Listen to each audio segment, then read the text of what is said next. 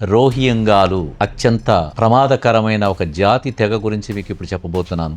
ఈ ఇందిరాగాంధీ, రాజీవ్ గాంధీ, ఈ గాంధీ కుటుంబం ఏదైతే నెహ్రూగా వీళ్ళందరూ ఎవరైతే ఉన్నారో వీళ్ళ యొక్క ముఖ్యోద్దేశాల ప్రకారం కూడా వీళ్ళు ఏదైతే పునాదులు వేసి నాటారో వీళ్ళ జాతికి వీళ్ళ భావాలను అనుసరించి భారతదేశంలోకి చిన్న గ్రూపులుగా రావడం మొదలుపెట్టిన జాతి వీళ్ళు మయన్మార్ నుంచి, బంగ్లాదేశ్ నుంచి పారిపోయి భారతదేశాన్ని నాశనం చేయడానికి భారతదేశంలోకి రావడం మొదలుపెట్టారు. ఈ జాతిని 2012లో అక్కడ జరిగిన అల్లర్ల కారణంగా ఆ దేశం బహిష్కరించింది. 2017లో అయితే అక్కడ సైన్యం వీళ్ళని తరిమేసింది. వీళ్ళని అంత ప్రమాదకరమైన జాతి వీళ్ళు.